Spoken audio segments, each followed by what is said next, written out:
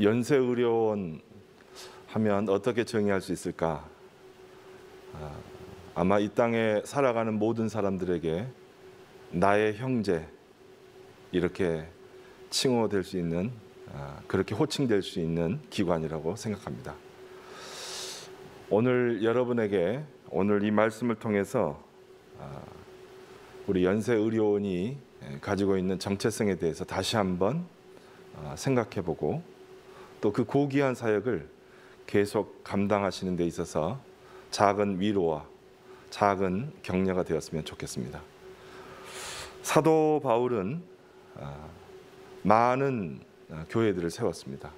특별히 유럽의 첫 교회인 북부 그리스에 위치한 빌립보 교회를 성령의 강권하심을 통해서 인도함을 받고 또 그곳에 빌립보 교회를 세웠습니다.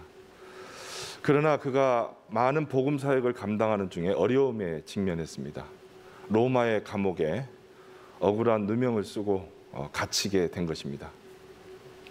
이 시대에는 감옥 수용 생활이 군대에 있는 군인들보다도 더 좋은 음식을 먹는다고 비교될 정도로 어떻게 보면은 예전보다는 훨씬 수월한 상태이지만 당대 로마 제국 당시의 감옥은 감옥에 갇힌 사람은 그곳에서 먹을 것을 주지 않기 때문에 돌보는 이가 없으면 굶어 죽을 수밖에 없는 위치에 있었습니다.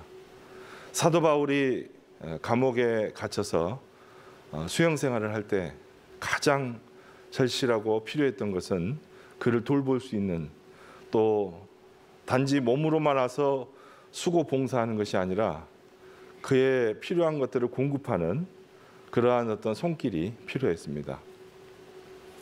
그를 사랑하는 많은 동역자들이 그를 그냥 두지 않았습니다. 그의 사랑하는 제자와 같은 동역자가 바로 디모데인데 디모데가 그 옆에서 또 함께 도왔고요. 그러나 그는 한 사역자였기 때문에 물질적으로는 한계가 있었습니다. 그런데 이 소식을 전해들은 많은 믿음의 동역자들이 근심이 쌓여갔습니다. 그때 발벗고 나선 교회가 빌립보 교회입니다. 빌립보 교회가 여러 차례에 걸쳐서 어려움에 직면할 때마다 사도 바울을 도왔습니다. 그런데 빌립보 교회 전체가 가고 싶은 마음이지만 워낙 거리도 멀고 그곳까지 가려면 최소한 적어도 한 달 내지 2달을 걸쳐서 가야 겨우 당도할 수 있는 거리였기 때문에 쉽게 다가갈 수도 없었습니다. 그래서 그들이 택한 대상은 에바브로디도라고 하는 이 한 형제를 그들에게 보내기를 원했습니다. 그래서 사도 바울에게 글을 보냈는데 그 가는 길이 너무나도 험난하고 너무나도 쉽지 않은 상황이었기 때문에 교통편도 그렇고 그때의 날씨도 그렇고 여러 가지가 너무 열악했기 때문에 가는 도중인지 도달해서인지 몸이 너무나도 쇠약해졌고 병이 들었는데 죽을 지경까지 이르게 되었다는 것입니다. 그런데 지금 오늘 이 편지를 통해서 볼 때 이 에바브로디도가 근심에 쌓여 있는 것을 옆에서 본 겁니다. 그것은 자기에게 옆에 와서 열심히 옥바라지를 하고 빌립보 교회가 전해준 성금을 전달해서 옥바라지에 충분한 어떤 물질을 제공해서 그의 소명을 다했음에도 불구하고 지금 자신이 병든 것에 대한 소식을 빌립보 교회가 들었다는 것을 듣고 근심을 하게 되고요. 또 걱정에 사로잡히게 됩니다. 여기에서 사도 바울은 빌립보 교회에게 감사의 편지를 쓰면서 그들에게 이 에바브로디도가 어떠한 상태에 있는지를 상세하게 설명하면서 고마움을 표현하는 내용이 바로 오늘의 이 편지입니다. 제가 이렇게 이 성경의 배경적인 이야기를 좀 길게 늘어놓는 이유는 바로 이 에바브로디도는 사도 바울의 생명의 은인이었습니다. 그가 없었다면, 그가 오지 않았다면 사도 바울은 아마 감옥 속에서 오래 버티지 못했을 것입니다. 어떻게 보면 이 시대에 이 사회를 버텨주고 있는 근간이 저는 의료원이라고 생각합니다. 특별히 우리 연세 의료원은 아시아의 최대의 병원이기도 하지만 의료기관이기도 하지만 이 한국 사회에서는 없어서는 안 될 너무나도 소중한 기관입니다. 어떻게 보면 사도 바울에게 빌립보 교회가 우리 한국 사회에 우리 모두에게 바로 이 세브란스, 이 연세 의료원은 바로 빌립보 교회와 같은 바울에게는 그렇게 느껴졌을 것이고요. 바울에게 에바브로디도는 바로 이 한국 사회에 발을 딛고 살아가는 모든 사람들에게 바로 에바브로디도와 같은 어떻게 보면 생명의 은인, 그를 살리기 위해서 온 바로 너무나도 고마운 분, 이렇게 표현할 수 있겠습니다. 어떻게 보면 오늘 이 에바브로디도에게 호칭할 수 있는 게 있다면 더한 아마 편지가 시작부터 끝까지 그 호칭을 썼을 것입니다. 그런데 이 한 구절 한 구절을 읽어보면 오늘 봉독해 주신 말씀 가운데 25절 말씀에 에바브로디도에 대한 내용을 하면서 그는 나의 형제요, 함께 수고한 자요, 함께 군사된 자요, 너희 사자요. 이거는 사도라는 표현입니다. 아포스톨로스라는 단어를 썼는데, 그리고 내가 쓸 것을 돕는 자요. 아마 그 이후에도 계속 그 수식을 늘어놓는다면 끝이 없었을 것입니다. 그런데 이 시대의 우리 연세 의료원이 바로 그와 같은 역할을 하고 있는 것입니다. 형제보다도, 피를 나는 형제보다도 더 고귀한 일들을 여러분들이 지금 하고 계십니다. 형제 중에 그 누가 생명의 위협 앞에선 코로나19 이 델타 변이 바이러스, 또 델타 플러스 여러 가지 변이 바이러스들이 계속 이러한 때에 그 최전선에서 자신의 생명의 위협을 고려치 않고 오직 환우들의 생명을 보존하기 위해서 최선을 다하는, 수술실에서 또 병실에서 곳곳에서 각기 맡은 그 직무를 수행하는 여러 선생님들, 여러분들이 계시기 때문에, 존경하는 우리 원장님과 또 병원장님들, 모든 선생님들의 그 수고와 노고가 있기 때문에 이 땅에 살아가는 이들이 염려하지 않고 자기 일선에서 자신의 직무를 충실하게 수행할 수 있는 것을 여러분은 잘 아실 것입니다. 선진 이제 한국, 이 땅은 의료 선진국이라는 칭찬을 많이 듣습니다. 제 동생도 최근에 보니까 병원에 다녀온 외국에서 간 이야기를 들어보니까 한국이 훨씬 좋은 것 같아요. 거기가 세계 최고의 병원이라고 갔다는데 가만 들어보니까 한국이 최고인 것 같더라고요. 제 어머님께서도 이곳에서 치료받으신 적이 있고 제 가족도 너무나도 중요한 치료를 여기서 잘 받고 회복돼서 지금 건강하게 살고 있는데, 그래서 나의 형제라는 칭호보다 더 좋은 칭호가 있다면 아마 사도 바울은 에바브로디도에게 붙여줬듯이 우리 연세 의료원에게 이 땅에 살아가는 모든 사람들이 그런 칭호를 붙이기를 주저하지 않을 것입니다. 또 하나는요, 함께 수고하고라는 겁니다. 나의 동역자라는 거죠. 사도 바울은 복음을 전하는 사람이었습니다.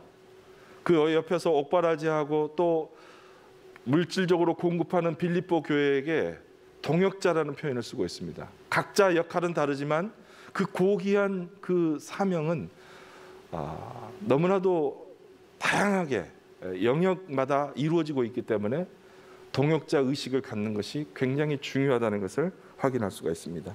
또 하나는요, 함께 군사된 자라고 했습니다.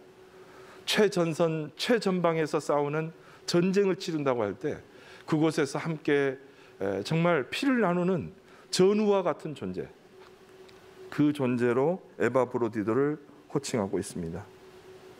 내가 쓸 것을 돕고 또 사사로서, 사도로서 그 역할을 하는 에바브로디도, 그 고귀한 소명을 여러분들께서 감당하고 계시기 때문에 다시 한번 감사의 말씀을 드리고 싶습니다.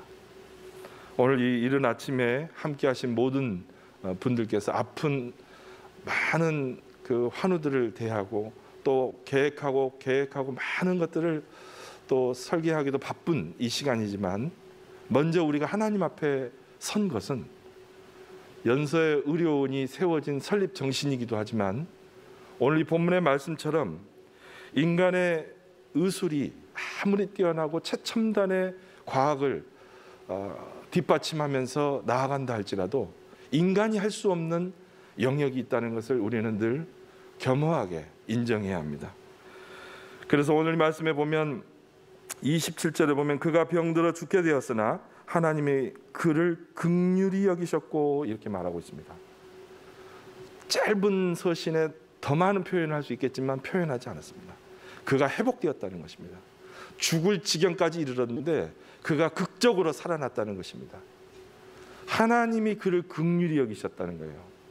여러분, 하나님께서 저와 여러분을 긍휼히 여기셨습니다. 그래서 2000년 전에 이 땅에 예수 그리스도를 보내셔서 십자가에서 흘리신 그 거룩한 보혈로 우리의 영원히 죽을 수밖에 없는 우리 죽음의 문제를 해결하셨고 영원한 생명의 길을 우리에게 허락하여 주셨습니다. 오늘 살아가면서도 우리는 영원한 생명을 누리는 자로 살아갈 수 있게 된 것입니다. 그뿐 아니라 또 나를 긍휼히 여기사 내 근심 위에 근심을 면하게 하셨느니라. 사도 바울의 근심도 바로 면하게 되었다는, 너무 고마운 이 에바브로디도가 지금 자신의 소임을 다하지 못하고 있다고 생각하면서 걱정하고 있는 그 모습을 보는 그 바울이 더 힘든 거예요. 너무 고마운데, 그걸로서도 충분한데, 더 이상 뭘 하지 않아도 되는데 그는 뭔가를 더 해주려고 너무너무 애를 쓰는 모습이에요.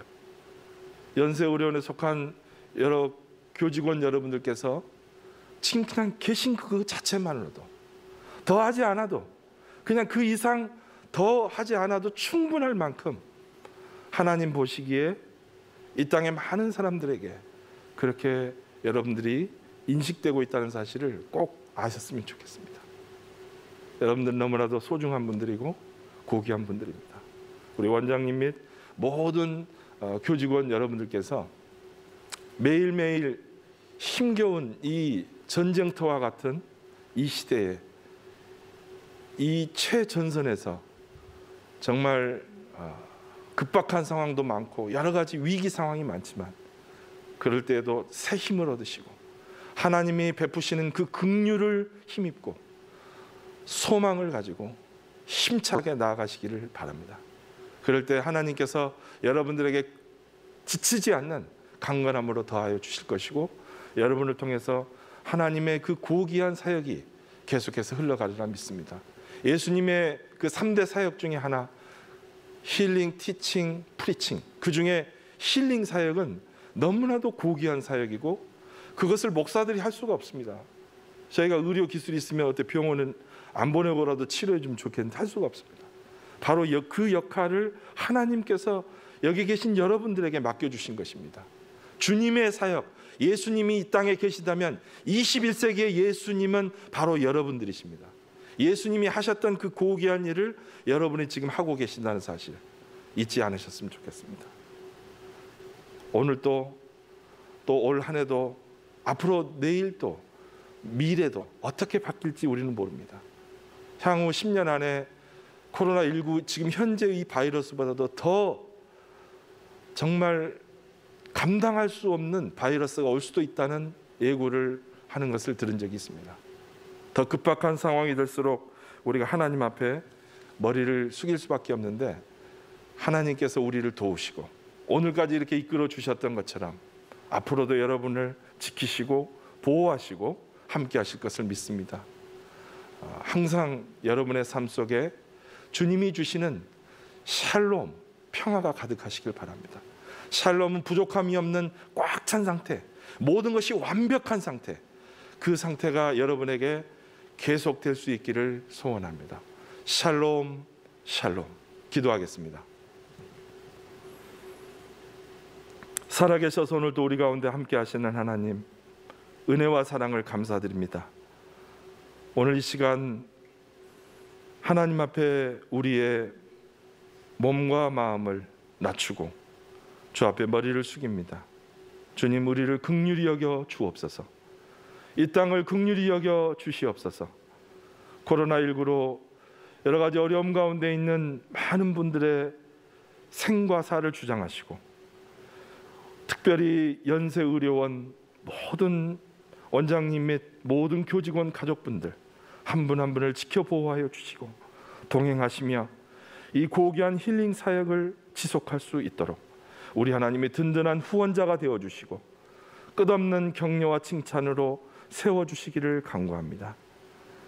감사와 찬양을 주께 드리며 존귀하신 예수님의 이름으로 기도하옵나이다. 아멘.